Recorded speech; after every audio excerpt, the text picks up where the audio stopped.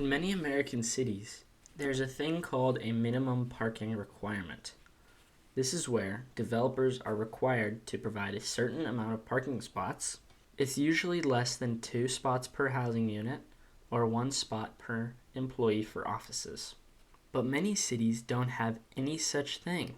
New York, Boston, and San Francisco are some of the biggest cities that don't have any parking requirements. Many other cities these days are joining this growing trend, but there's been a lot of backlash on the internet. And today, I'm going to try to debunk a lot of popular arguments against removing these requirements. I was inspired to make this video when I was looking through the comment section on a video about parking requirements in San Diego. So, comment on this video and voice your concerns on the topic because I might have overlooked something in my reasoning.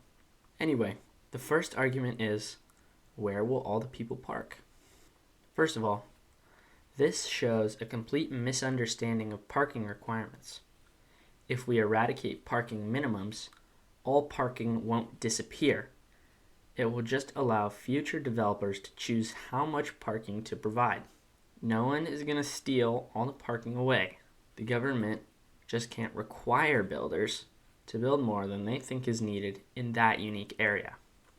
It's like getting rid of the military draft won't get rid of the military.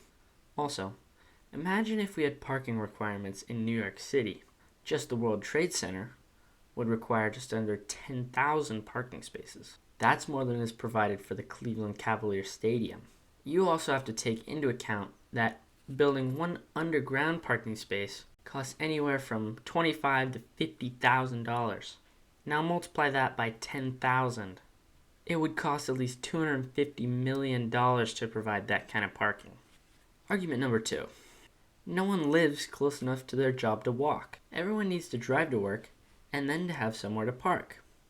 No one is saying that you have to walk 10 miles to work. All that they're saying is that if you live close to a transit stop, then the government will step out of the way and let the developer decide if the market wants it or not. If you build units downtown, people are less likely to own a car. The kind of person that lives downtown is much more likely to walk or bike or take transit for the vast majority of their trips, and they're likely to not own a car at all. This will largely leave suburban residents unaffected, while it improves the quality of life for urban residents. Argument number 3. This is communism. They're taking away our freedom. Driving is freedom. Communism is when the government controls everything, not when they're trying to step out of the way. Eliminating parking minimums is the government stepping back and letting the market decide how much parking to build. Also, cars meaning freedom depends on who you are. For kids who live in suburbia, then yes, a car could mean freedom. But for people in the city, where they are trying to move these requirements, cars are more of an expense and a hassle than freedom. Cities already have a ton of traffic, but they have dense walkable places that don't require you to drive a car for every trip.